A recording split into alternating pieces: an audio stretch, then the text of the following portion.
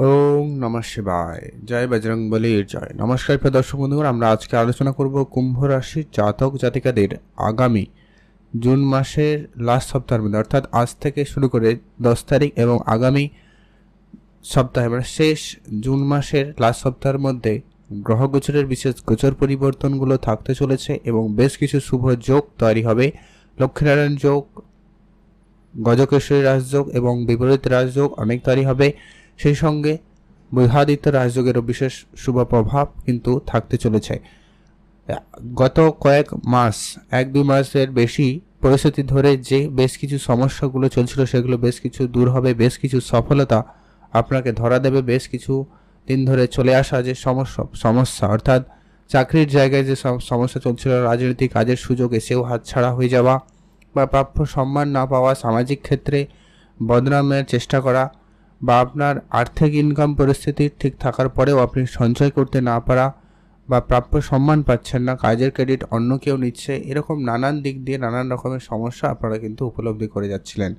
তো সেই জায়গা ক্ষেত্রে আপনাদের যে অপমান লাঞ্ছনা সহ্য করতে হয়েছে, এবার সেই জায়গায় বিশেষভাবে পরিবর্তন এবং আপনাদের ঘুরে দাঁড়ানোর সময় এসেছে। এর আগে আপনার সম্পর্কের জায়গায় নানান রকমের বিশ্বাসঘাতকতা, শ্বশুরবাড়ি বা আপনার প্রিয়জন আত্মীয় স্বজন এদের সাথে ঝগড়াঝাটির অশান্তিকর পরিবেশ তৈরি হওয়া, এই যে জায়গাগুলো যে তৈরি হয়েছিল, আপনার বর্তমান পরিস্থিতি দেখে অনেকে আপনাকে ছেড়ে দিয়ে চলে গেছে বা আপনাকে ভুল বুঝে চলে গেছে। সেই ক্ষেত্রে এবার তাদেরকে ঘুরে দাঁড়ানোর সময় কিন্তু দিতে চলেছে গ্রহ গোচরের এই বিশেষ পরিবর্তন।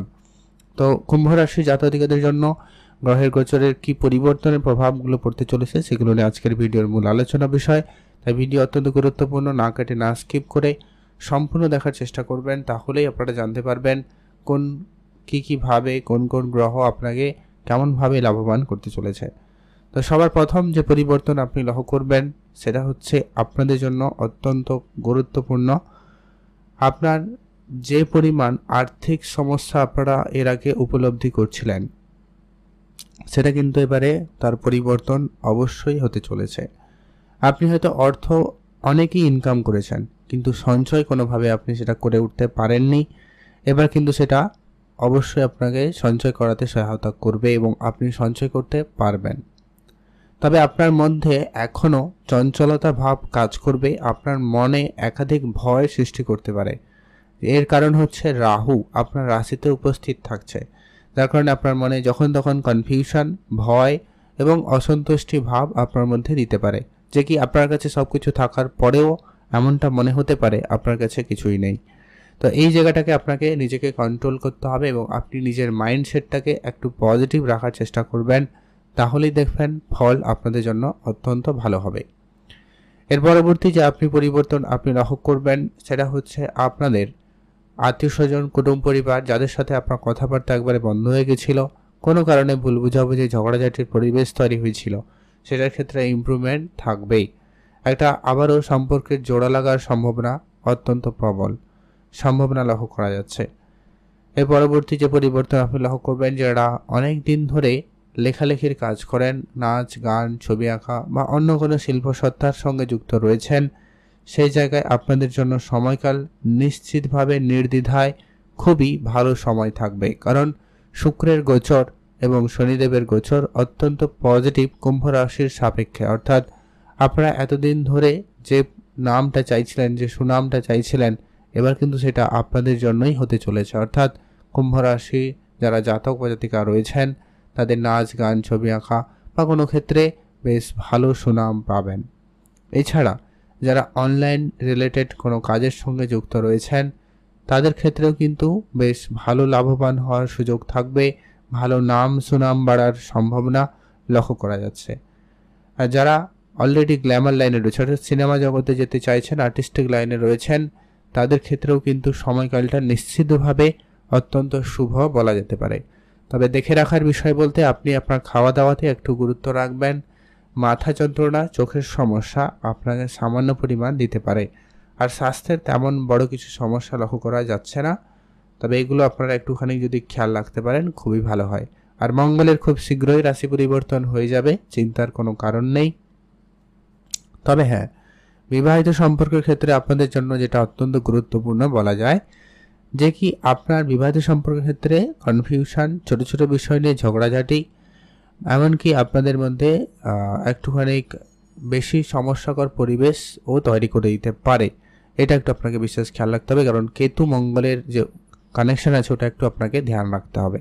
আপনাদের কিছু উপাচার বলবো যেগুলো অবশ্যই মেনে চলবেন, না হলে আপনার দাম্পত্য বিবাদের সম্পর্কের ক্ষেত্রে সামান্য কিছুটা সমস্যা দেখা গেলেও দিতে পারে।